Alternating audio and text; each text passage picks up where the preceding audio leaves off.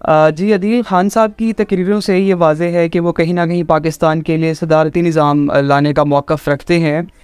तो मुझे ये बताइएगा कि जब अमेरिका जैसा जो कि दुनिया का ताकतवर तरीन और खुशहाल तरीन मुल्क है, वो सदारती निज़ाम के तहत इतने बेहतर तरीके से चल सकता है, तो हमारे लिए सदारती निज़ाम बेहतर क्यों नहीं है? देखें डॉक, ये तो एक बहुत ही डिबेटेबल सी बात है कि क्या यूनाइटेड स्टेट्स दुनिया का सबसे ताकतवर और सबसे खुशहाल मुल्क है या नहीं है। हाँ, अलबत्ता ये ज़रूर कहा जा सकता है कि यूनाइटेड स्टेट्स उन ममालिक में से एक ज़रूर हैं जो मोस्ट पावरफुल और सबसे ज़्यादा खुशहाल हैं। सिर्फ यूनाइटेड स्टेट्स नहीं, इसके अलावा और भी बहुत सारे ममालिक हैं जहाँ पे प्रेसिडेंशियल सिस्टम बड़े अच्छे तरीके से डिलीवर करता रहा है और अब भी कर रहा है। मिसाल के तौर पर फ्रांस के अंदर सेमी प्रेसिडेंशियल सिस्टम है, वहाँ पे प्रेसिडेंट प्राइम मिनिस्टर से भी ज़्यादा पावरफुल है। इसके अलावा ब्राज़ील में प्रेसिडेंशियल सिस्टम है, अर्जेंटीना में है और बहुत सारे ममालिक में है। लेकिन इन सारे कंट्रीज़ के अंदर प्रेसिडेंशियल सिस्टम एक जमहूरी फ्रेमवर्क के अंदर काम करता है, जबकि पाकिस्तान के अंदर जो प्रेसिडेंशियल सिस्टम है वो शुरू से ही किसी जमहूरी तर्ज पे हमें नज़र नहीं आया, बल्कि एक डिक्टेटर या अथॉरिटेरियन फ्रेमवर्क के अंदर ज़्यादा काम करता हुआ नज़र आया है। ऑन द कंट्री, आप यूनाइटेड स्टेट्स की एग्ज़ाम्पल ले लें।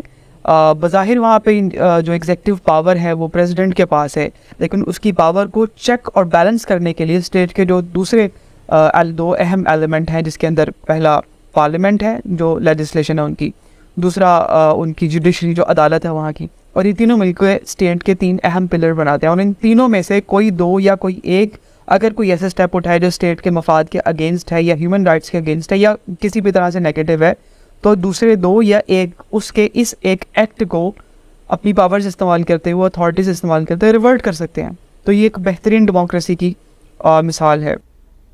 सही है। और जो फाउंडर ऑफ पाकिस्तान है कायद अज़म, जब वही इस हक़ में थे कि पाकिस्तान के अंदर पार्लियामेंट्री निज़ाम लाया जाए, तो पीछे गुंजाइश ही नहीं बच जाती किसी और आर्गूमेंट की। जी ठीक है, लेकिन कहने वाले तो ये भी कहते हैं कि कायद आज़म पावर चाहते थे, इसलिए वो पार्लियामेंट्री सिस्टम लाने के हक़ में थे। तो इस पे आपका क्या ख्याल है? देखिए यार, ये तो एक इंतहाई फजूल सी बात है कि कायद आज़म पावर चाहते थे, क्योंकि अगर कायद आज़म पावर चाहते होते तो पावर तो प्रेसिडेंशियल सिस्टम में ज़्यादा होती है, क्योंकि सारी की सारी पावर एक पर्सन के पास आ रही थी। पार्लियामेंट्री सिस्टम में तो पावर डिवाइड हो जाती है। और दूसरी बात ये, अगर मान भी लिया जाए कि वो पार्लियामेंट्री सिस्टम के थ्रू पावर चाहते थे, तो उन्हें तो चाहिए था कि वो खुद प्राइम मिनिस्टर बनते, वो गवर्नर जनरल क्यों बने, जबकि वो अपनी स्पीचेस में खुद कहते रहे हैं, और ये कोई ढकी छुपी बात नहीं, सारी स्पीचेस मौजूद हैं, ऑनलाइन देख सकते हैं, कि कायद आज़म कहते थे कि जो एग्जेक्टिव पावर है वो प्राइम मिनिस्टर के पास होनी चाहिए। तो जब वो खुद ही बात कह रहे हैं कि एग्जेक्टिव पावर पीएम के पास होनी चाहिए, तो उन्हें क्या ज़रूरत थी गवर्नर जनरल बनने की अगर वो पावर चाहते होते? तो सीधी सीधी आप एक शट अप कॉल दे सकते हैं ऐसे लोगों को जो ये इस तरह की बेसलेस बातें करते हैं। अच्छा, मुझे ये भी बताइएगा कि प्रेसिडेंशियल सिस्टम में ऐसा कौन सा फ्लॉ है जिस वजह से आप उसको लाने के बिल्कुल भी हक़ में नहीं है, या इसकी वजह से ऐसा क्या हो जाएगा? देखिए, हमारे पास एक पूरा हिस्टोरिकल डेटा है जिससे ये क्लियर कट पता चल जाता है कि पाकिस्तान के फ्रेमवर्क के अंदर प्रेसिडेंशियल सिस्टम बिल्कुल भी सूटेबल सिस्टम नहीं है। कायद आज़म खुद चाहते थे कि पार्लियामेंट्री सिस्टम यहाँ पे, उनके अलावा जो 56 का कॉन्स्टिट्यूशन है वो भी यही रिकमेंड करता है कि मुल्क के अंदर पार्लियामेंट्री सिस्टम होना चाहिए। लेकिन अनफॉर्चुनेटली पहली डेकेड के अंदर 47 से लेके 58 तक हम इस पार्लियामेंट्री सिस्टम को नहीं चला सके। बहुत सारे फैक्टर्स हैं जिसके अंदर हमारे पॉलिटिशियंस की इनकैपेसिटी और बहुत सारे फैक्टर्स हैं। तो 58 के अंदर फिर मार्शल लॉ आ गया अयूब खान का, या मोर प्रिसाइजली कहीं तो सिकंदर मिर्ज़ा का, और 58 से लेके फिर 69 तक अयूब खान इसी प्रेसिडेंशियल फ्रेमवर्क के अंदर काम करते रहे, और उनके बाद फिर 2 साल याहिया खान ने इसी प्रेसिडेंशियल फ्रेमवर्क के अंदर काम किया। इवन 62 का जो कॉन्स्टिट्यूशन है उसके अंदर सारी की सारी पावर उठा के जो प्राइम मिनिस्टर की होनी चाहिए थी वो प्रेसिडेंट को दे दी गई, और वो दिलवाने वाला कौन था? खुद अयूब खान, डिक्टेटर। और फिर याहिया खान के बाद 71 में जब वो उन्होंने छोड़ा अपना ऑफिस प्रेसिडेंट का, उसके बाद 73 का जो कॉन्स्टिट्यूशन नया बना, फिर उसमें पॉलिटिशियंस ने, पॉलिटिकल पार्टीज़ ने ये बात रियलाइज़ की कि जो प्रेसिडेंशियल सिस्टम है वो तो एक बंदे को बहुत सारी पावर उठा के दे देता है, उसमें तो अनअकाउंटेबिलिटी बहुत ज़्यादा है, उसमें तो आप उस एक इंसान को पूछ ही नहीं सकते कि आपने फ़लाँ स्टेप क्यों लिया है, मुल्की मफादात के अगेंस्ट लिया है, आवाम को एक्सप्लॉइट करने के लिए। उसमें तो बिल्कुल भी अकाउंटेबिलिटी नहीं है। उसके अलावा करप्शन बहुत ज़्यादा है उसके अंदर, और सेंट्रलाइजेशन ऑफ पावर हो जाती है, क्योंकि पाकिस्तान एक मल्टी एथनिक सोसाइटी है। अब पंजाब के लोगों को तो ये बात समझाई नहीं जा सकती ना कि जो शनाख्त है वो आपकी ज़ात को बरकरार रखने के लिए कितना ज़रूरी है, लेकिन ये बात बलोचियों से आप पूछें, जिनकी खातिर मेरा ख्याल 18वीं तरमीम के अंदर जो बलूचिस्तान के स्पेलिंग है वो उनमें यू निकाल के ओ लिखा गया, इस तरह सिंध के जो स्पेलिंग है उसके आगे एच लगाया गया, सिंध, हे की बानी वाला हे लगाया गया। सिमिलरली जो सरहद का सूबा था उसका नाम बदल के पी के रखा गया। तो it's a very important part कि आपकी जो आइडेंटिटी व शनाख्त है that is the part of your self. लेकिन पंजाब के लोगों को, स्पेशली जो नए स्टूडेंट्स, उनको ये बात समझाना नामुमकिनात में से एक है।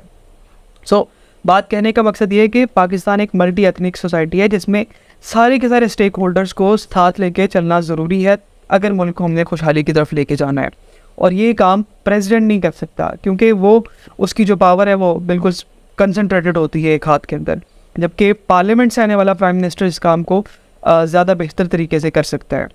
और इसीलिए जो 73 का कॉन्स्टिट्यूशन में फिर हमने सारी पावर्स उसको दी, प्राइम मिनिस्टर को दी।